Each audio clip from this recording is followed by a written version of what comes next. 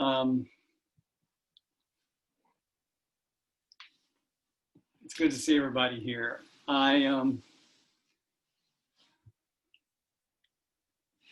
Just trying to get situated there. Okay. So you can see me and I can see you.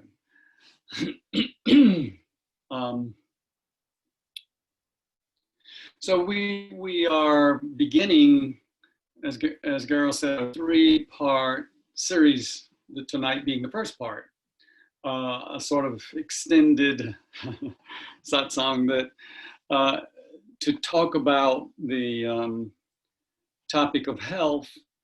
And we've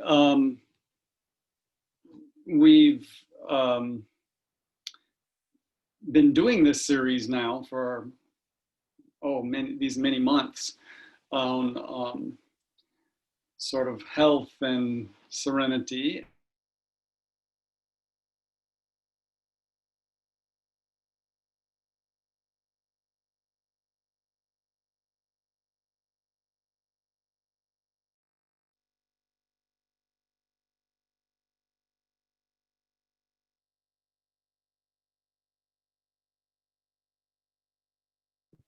Okay, sorry. So we will be talking tonight about the first aspect of health, holistic health. And then we will have a meditation next week. And then the week after that, we'll go to part 2. And then we'll have a meditation the week after that. So each one of these three parts will be followed by a meditation that's related to that topic. Though you don't have to have attended the topic to attend the meditation. These are all pretty much freestanding. So I'll just launch right into this topic because it's really fascinating. And I think I'll say that the intention of this is to dig a little deeper into what health is and what makes it possible. So the first question, or the first point I want to emphasize is that health is not just a matter of the body. It's not limited to what happens in the physical being.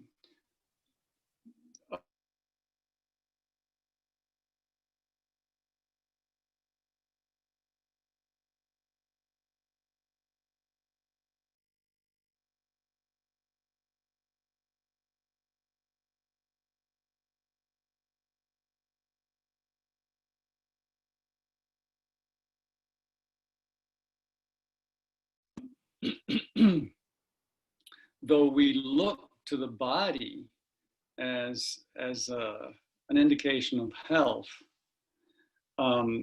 that's not really where it starts or even really ends up.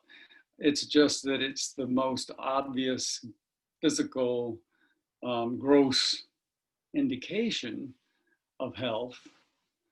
But the roots of health are deeper than the physical, which is not something that is generally understood or appreciated.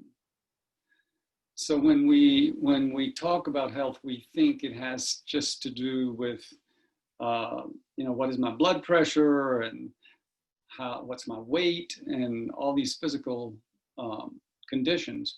But those physical conditions of health really lean heavily on things that are going on at a deeper level, and especially things that are happening in the mind. So we have the health of the mind, so to speak, mental health, quote unquote, which is a somewhat separate topic, but actually a very important facet of what good health is. because if the things that are going on in the mind are undermining the functioning of the body, well, the body will also suffer and become affected in a negative way. So, so we want to understand the mind, and we want to see how the mind might be affecting the total health of the person. But then there's another level beneath that. And what's going on in the mind is really a function of the spirit. So we say, you know, health is body, mind, and spirit. But then we just look at the body and say, oh yeah, mind and spirit are important. But exactly how are mind and spirit connected to the body? And that's what we want to go into in this 3-part series. So tonight we're going to begin by looking at the first question, which is, who am I?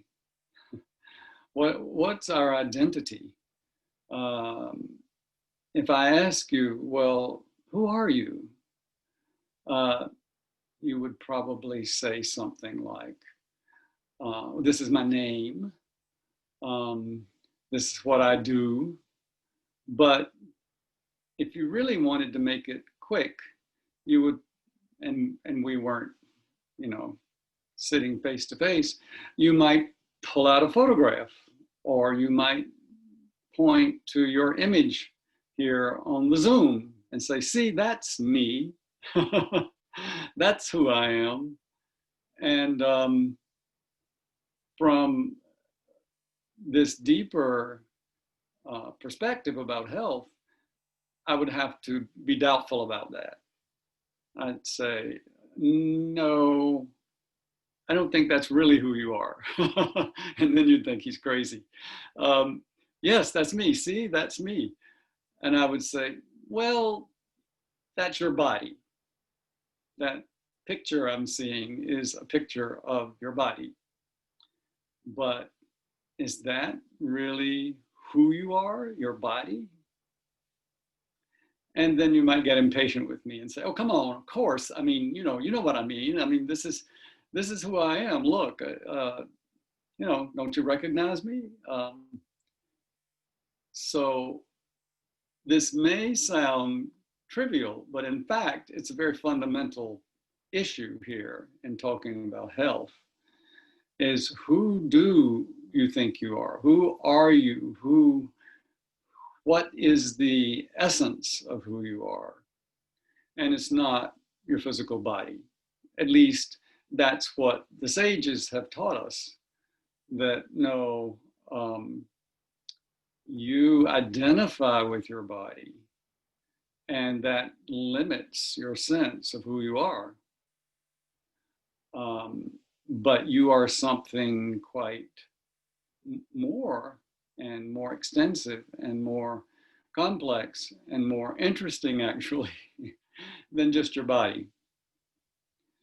So we're going to talk a little bit about that, and I would appreciate it if people would comment or ask questions, or I would be happy for someone to tell me, who do you think you are if you're not your body? And anybody can just say their name and start talking.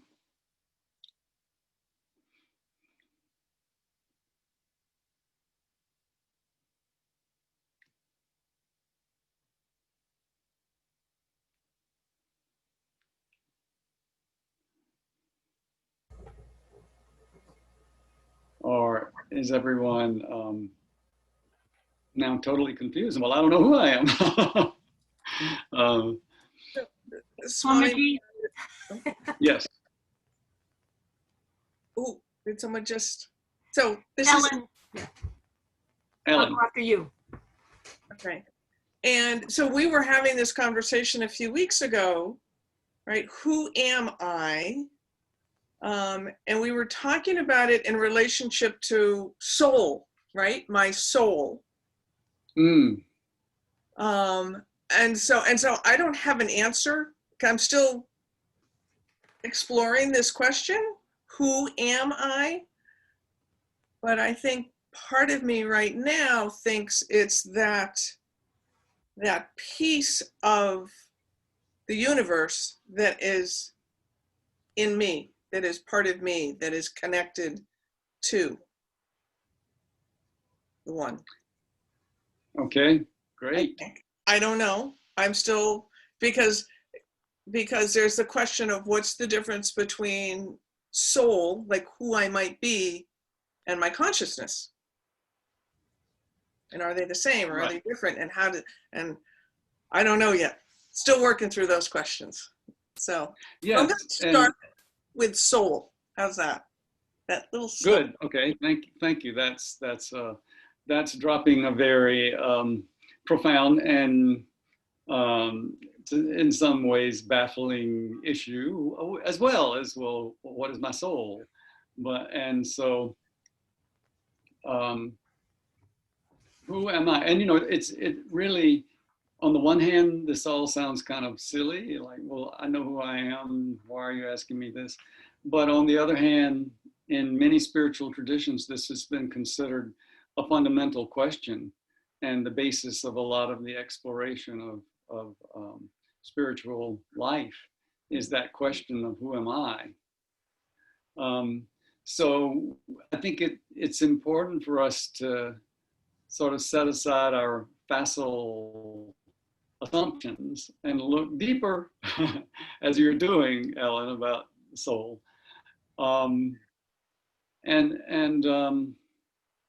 Yeah, so thank you for that comment. Who else would like to venture a perspective on who you are? Swamiji, oh, please go ahead, Colby. Oh, well, thank you so much. I get to talk all the time. You do, don't you? Hi, this is Colby. Who am I? I think there's a difference between knowing the answer and knowing the answer, right? Because I have answers like, who am I?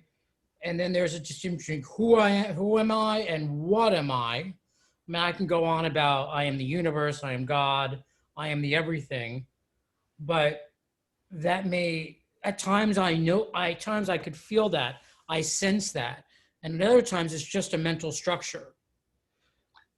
For me, who it's not so much who I am, because that would be a subject, as much as what am I, my inherent quality. I think is a more, if I'd be so bold, as a more pertinent question. So I would say I go in and out of the knowing. And with that, yes, I think that's great. That's very well put. And I think that's getting at the crux of the problem, is that, well, I can know in a certain intellectual way, but do I really fully appreciate that? Can I really say that that is how I identify myself? Or is it something I'm saying that makes sense, but doesn't necessarily represent how I live, how I live that identity? Am I really living that identity, or am I saying something that I read? So this question, the importance of it is based on this distinction that you're making, Colby, which I think is very important, is that I know it in one way, but do I really know it? Do I really live and act from the point of this more expanded definition of who I am? And that's really what we're trying to get at. Thank you. Who else has something to offer? Hello, I'm Hans. And I guess I just answered the question, huh? Yeah, well, I mean, other than saying I'm Hans, I could say I'm this guy over here. So there. Now, I could add more detail, but if I wanted to give the simplest answer I could, I would be satisfied with that. So I'm this guy over here. Okay, this guy over here. Right. And so, yes, you are that guy over there, but is that an inclusive definition of who you are, or is it sort of the more superficial facet of who you are?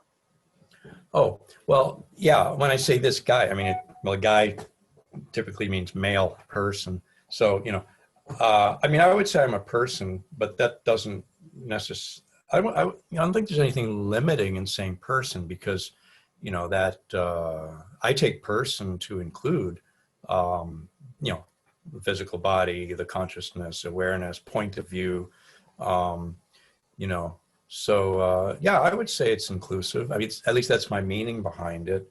And as I said a minute ago, I could add more detail, you know, like my traits, my attributes. But I don't know if I need to do that right now. So that's where I'm at with this at the moment. Okay, great. Thank you. Ravi G. Yes. Arabella here. I would say that my response to that question is entirely dependent upon who's asking that question. So is it that Arabella who's aware of the infinite space between the cells of my body? Is it the Arabella who's aware that I'm a tiny speck on a tiny speck on a tiny speck in this vast cosmos? That's all the physical plane stuff. But is it the Arabella who just finished? So I'm sorry, but we did lose you there for a moment. Can you repeat what you were saying? Oh, and where was I? What did you hear last? I only heard the first sentence you said. Okay. So I suppose that my perspective, is it the human being who is asking the question, the human being that's aware of the infinite space between the cells of my body and the infinite space within the cells of my body? Is it the individual who is a human being on a planet populated by all forms of, all kinds of various life forms? Is it a being who's on a planet in a solar system, in a vast cosmos of solar systems? You know, like, who is asking the question really determines the answer. When I'm on my daily walk, I'm a being who's lost in wonder at the beauty of nature. When I've just completed my practice for the day, that is to say, my conscious intentional practice for the day, I'm that being who's somehow connected in transcendence via breath or mantra. You know, so the question is, and it's beyond the scope of language. I guess that's what I'm getting at. Yeah, that's true. That's sort of back toward what Colby was saying about, you know, we can say things and the words are there, but what do they really, what really are we feeling in terms of an identity and a presence on the planet? That it is sort of beyond the scope of language, and yet language is what we have to work with. So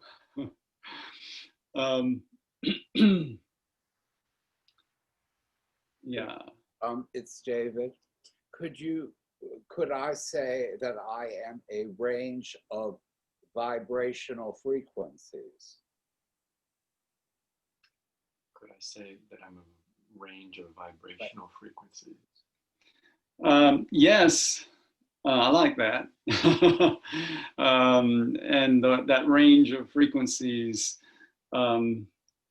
we must experience in different ways. So then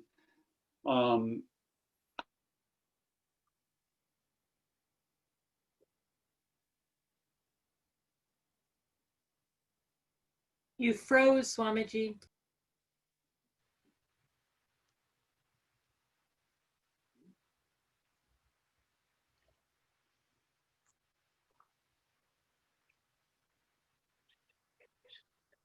So we're having major technical difficulties. We're being shut down every 15 seconds or so.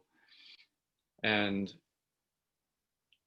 it's very frustrating and very difficult to carry on a conversation.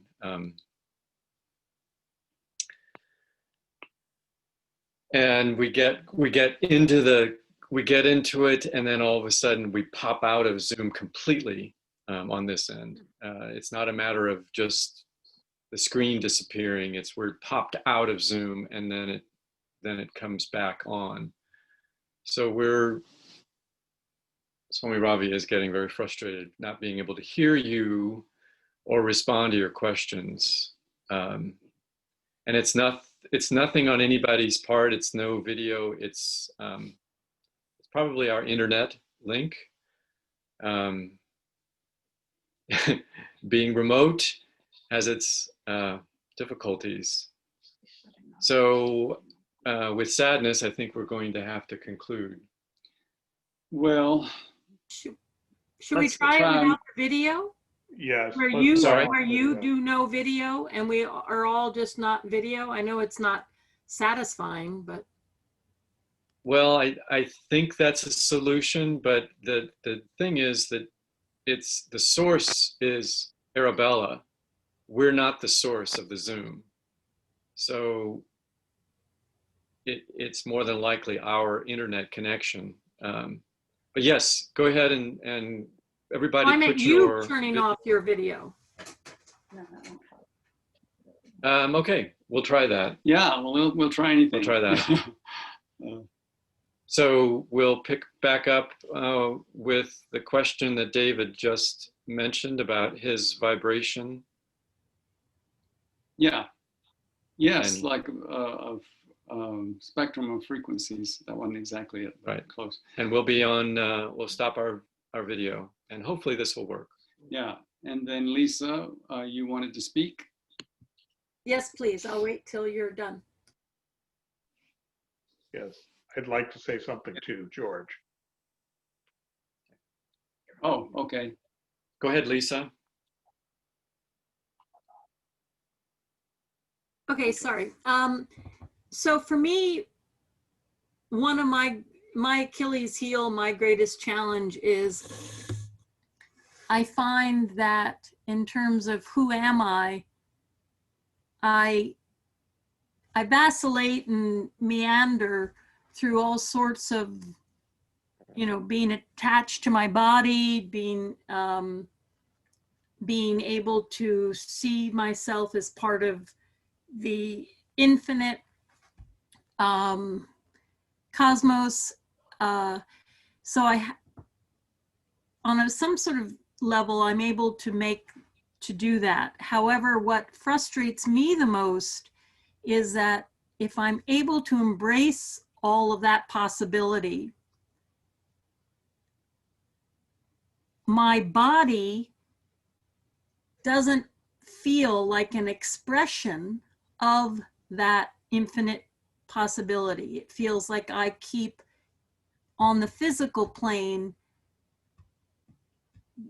not expressing that, in the sense that I have bad habits, my health isn't as good as I want, and yet I'm able to see myself in my mind and in my spirit as something much more infinite. And I'm always surprised at that lack of connection to the manifestation of that on the physical plane.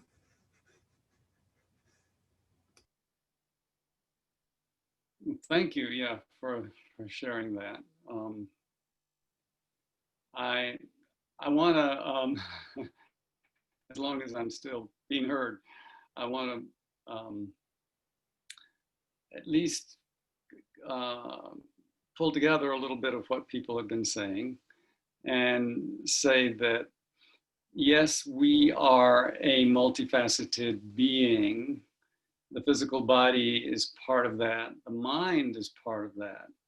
And also our spiritual nature is part of that.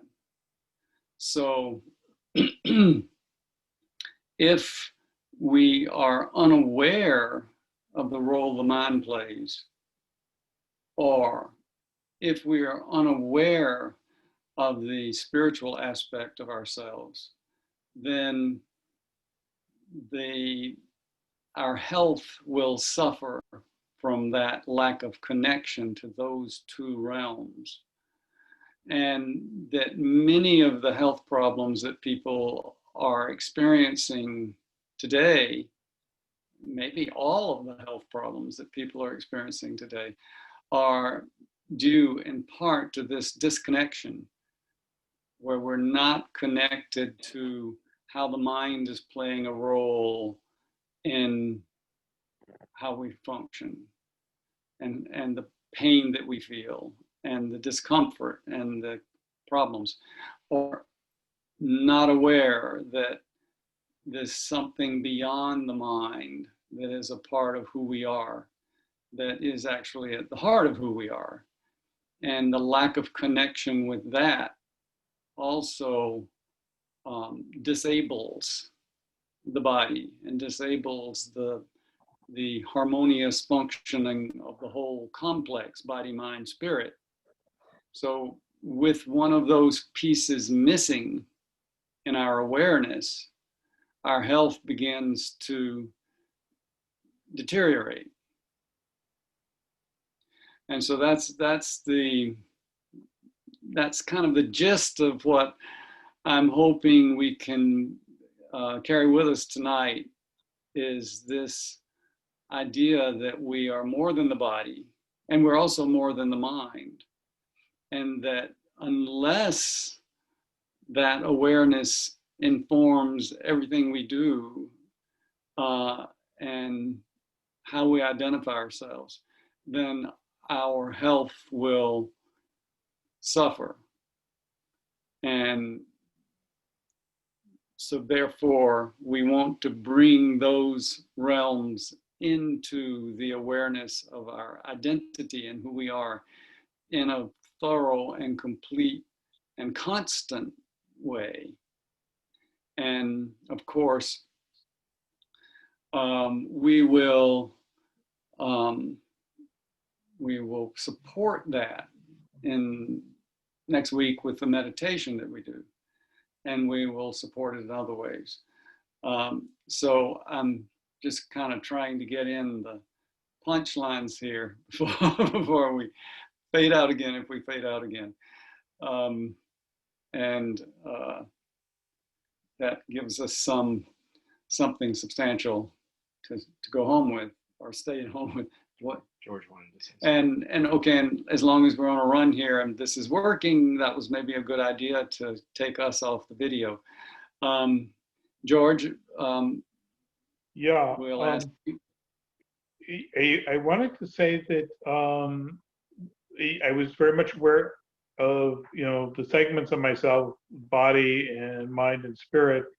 I'm also really thinking that the self-talk that's in my mind can get in the way of my being myself, who I really am, both in terms of my own mind and my own body, and I suspect my own spirit, but I'm not sure how to.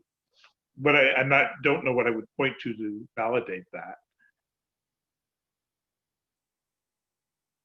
but it's that self-talk that seems to me to be so related to health.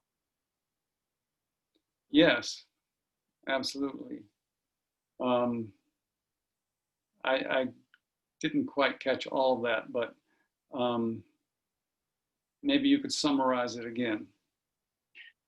That I tend to see myself as faceted, as you were saying, but noted that limitations of the body can inhibit that facet, but that the self-talk in the mind seems to me to also interfere with my being who I really am, or bringing myself as I truly am.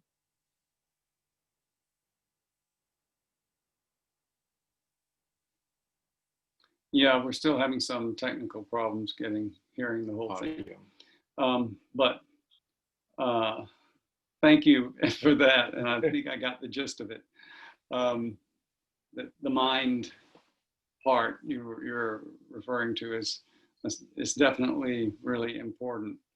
The thoughts that we think and the way we manage our mental field, or don't manage our mental field and it just does what it does, definitely can have negative impacts on the whole body, mind, spirit complex.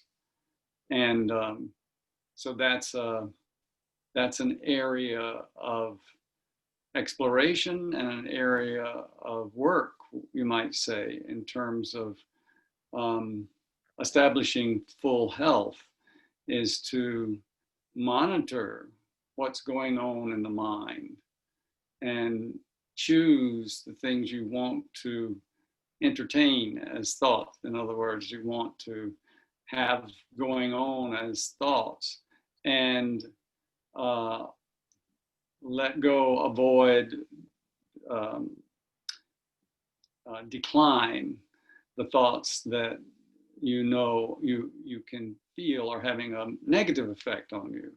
So this is I've referred to it previously as mental hygiene. That was a term that was used, 50 years ago, 75 years ago, mental hygiene. But it's a very good term, I think, because it's like you would keep your body clean. Well, why not clean up your mind?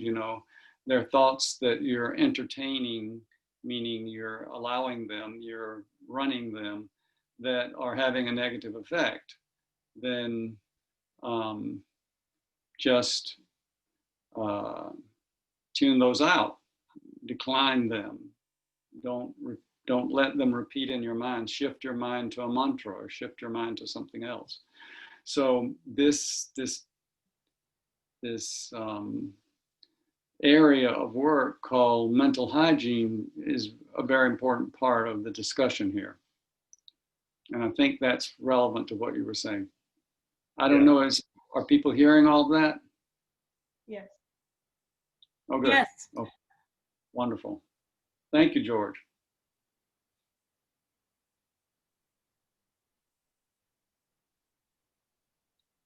Anybody else have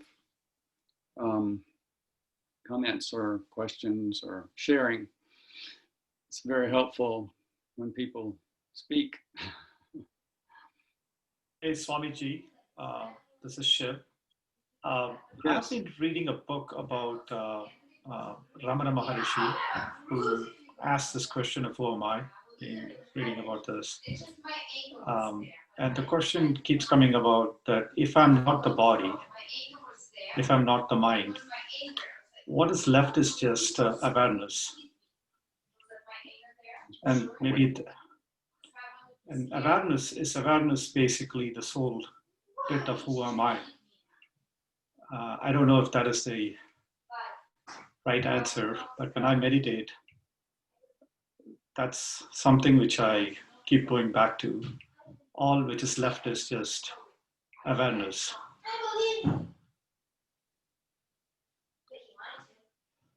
I would like to hear your thoughts. Yes, good. Yeah, there was some background noise there that kind of made it difficult. But yeah, so what's left is awareness, and that is, I think that that's well put. I appreciate that. It's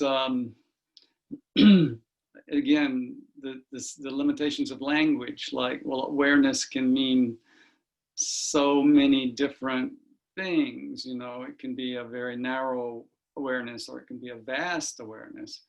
But certainly, that awareness, that vaster awareness, is the background for the whole discussion, that is not limited to our awareness, that's not limited to our narrow self-definition, an awareness that is not limited to our sense of being a separate person.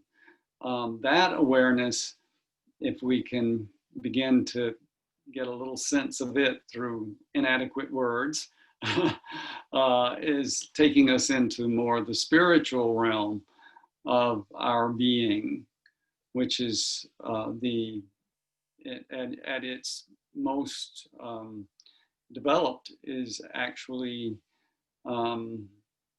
totally inclusive and far beyond what our minds can accommodate. But it's still the essential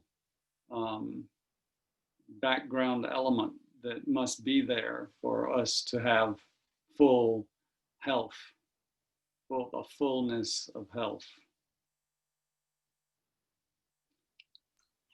Thank you.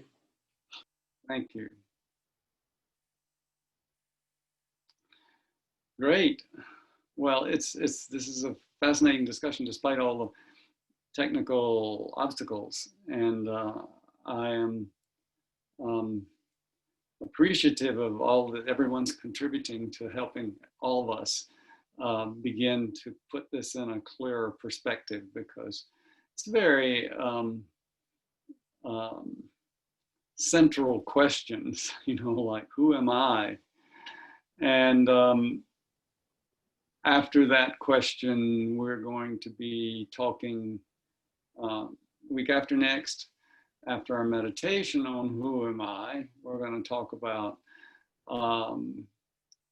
why am I here? Which is another big piece of the awareness, that greater awareness that is so essential for full and complete health, total health. So,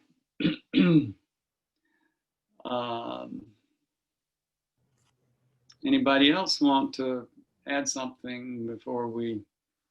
Swami, Yes. this is Colby. So I have a Yes. challenge. So I'm hearing within this the assumption that if we're aware of who we are cosmically, that we may have better health. And I know of or know some people with incredible ascended consciousness with still health issues. Maybe they perceive their health issues differently than I or we do. And at the same time, like even during this phone call, you have I assume, a firmer sense, your foot is firmer in the who am I of the cosmic. And yet, you know, you get frustrated with the Zoom, right? So you're still human. We don't want to bypass our humanity and bypass our issues as so many spiritual seekers do. So and at the same time, I'm perplexed by, I don't want to blame people or myself for having health issues because I'm not, or they're not aware of their health issues, aware of their, no, they're not aware of their sense of who they are, and therefore they have health concerns. So I see a lot of assumptions in this call. I'd love for you to address it. I'm not trying to be rude. I'm trying to grasp.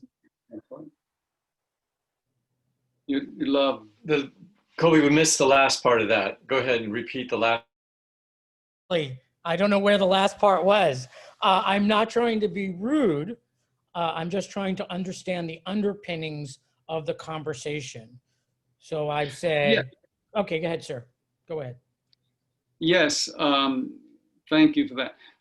The underpinnings, one of the underpinnings is certainly the question of blaming people for their health problems, and that's often an obstacle for people, because it's like, well, you're blaming the victim, and that's assuming, of course, that we are victims. And so the answer to that, I think, from the teachings of Swami Rama would be, if I can be so bold as to assume I can guess what his response would be, was that, yeah, we don't, we're not, this is not a matter of judgment or blame. This is a matter of understanding the power that we have over our own well-being and our capacity to enjoy life and be healthy. The fact that we have not done that doesn't mean we should be blamed, but it means we should be helped to understand that we have that capacity and we have that power.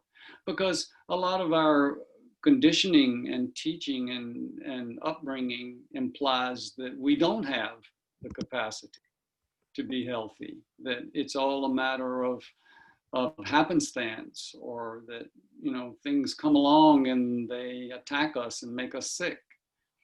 And this whole perspective on health does not accept that. It does not accept that you're the victim, that victimhood is a part of what happens in health. It insists that with greater awareness, and as we learn, we develop the capacity to manage our health more effectively, and we have the option then of really living our life in a way that we can enjoy, and that we don't have to be afflicted with health problems. So it's, when we say don't blame the victim, it's implying that, yeah, we're all victims, and this is a matter of victimhood. And this is positing a totally different attitude and perspective, which is that we just have to be more aware. If we can become more aware of our power and our abilities, we can manage our health completely and be free of illness and disease. So that's a bold assertion, but it's based on a perspective about human nature that comes from this long tradition of spiritual teachings in the East. And so this is what I was taught, and I'm here to be bold enough to repeat it and advocate it and stand for it and say, yes, sometimes my health may, it may fail, or it may not be optimal, but that just means I'm developing my capacities and my power to manage it better and better with time. And there's more to learn and more to be able to do, but that we have that potential. That's a really great question, and that's a really juicy topic. And I hope everyone can ponder that and bring more questions and inquiries about that as we move forward, because it really is, Colby, that's really getting at the heart of the matter. Great. I'm so glad we've been able to continue this conversation instead of giving up, because I'm eager to enjoy this with all of you. Swami Ravi, is there time for one more question? Yes, Jody, sure. It goes a little bit from the question that was just discussed, but I'm curious about tapas and how it relates to this in terms of, so I feel like our nature or the nature of the universe is expansion and contraction. And when we do our breath, we've been discussing a lot how delicious it is and how important it is to completely exhale until you almost like don't have a drop of air. So I see that as like a phase of emptying out completely. And then the inhale is much quicker at that time. And I'm curious, when one is choosing a tapas, is that kind of based around emptying everything out that's in the way of seeing who you truly are? Okay, well, thank you for that question. Yeah, when we talked about the breathing and the emptying the breath and then allowing Spanda to initiate the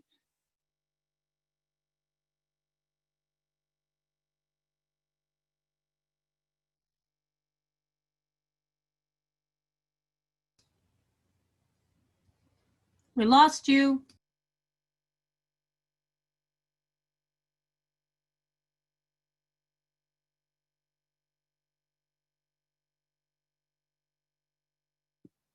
Okay, we're back. Sorry, we still do have some problems here, but so Jody, yes, when we did that exercise of exhaling, exhaling, exhaling, and letting the inhalation happen spontaneously, this is not meant to say that we should breathe that way all the time. It's meant to be a way of exploring the dynamics of the breath and learning more about how it works and having a different grasp on how breathing is happening. But the tapas issue, yes, is very important here, because when we say mental hygiene, for example, it means that I'm choosing certain thought patterns that I will allow to run through my mind, and I'm selecting others that I want to avoid. And so there's a tapas involved in declining the habitual thoughts that are negative or that I feel are harmful to me.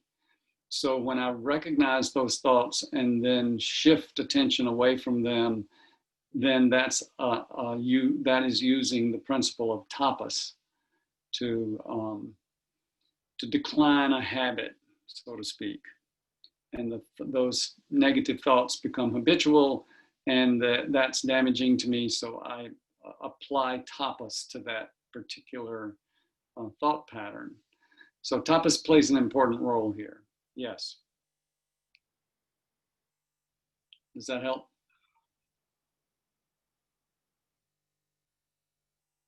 Does anybody hear I that? think that there's kind of a quality of more to that, but I will think about how to express myself and bring the deeper question that's behind that next week. Thank you.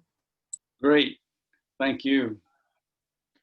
Swami Ravi, this is David. I have a burning question to piggyback on the last two questions, if I may. It regards the book. So in the book that you had us as your Tantra teachers training class read, Journey of Souls, and one of the things that is discussed in that book is some souls choosing as tapas a disease or an injury or blindness or something like that as part of their soul journey. Mm-hmm. So I wonder if you could talk a little bit about how that fits into us taking responsibility also. Yeah. Well, so the question that we posed was, who am I? So if I am this person that came with the intention of experiencing illness, well, that's fine. That's part of my, this is where we're going actually next time in the discussion is about why am I here? My purpose. And if my purpose is to experience certain things, well, that's not a miscarriage or a misapplication or an inability to manage my health. It's actually carrying out my purpose. So that's jumping ahead a little bit, but we will, yes, we will get to that week after next when we come back to the discussion and talk about the next phase of the inquiry. First, there's who am I? And the next question is, why am I here? So thank you. We will revisit that. Awesome. Thank you. That was great. Yeah. That helps a lot. So we're going to quit while we're ahead because this has worked pretty well and I'm very grateful, but it's still, it's not working perfectly. And I know that it's challenging to try to follow the conversation when it comes and goes. But thank you all for hanging in there. And it's been a great evening. And we look forward to seeing you next week for a meditation on who am I. Thank you. Thank you. Thank you, everyone. Good night, Great everyone. Good conversation. night. Good night. stuff. Good Good night, Swamiji. night. Good night. Thank you. Good night.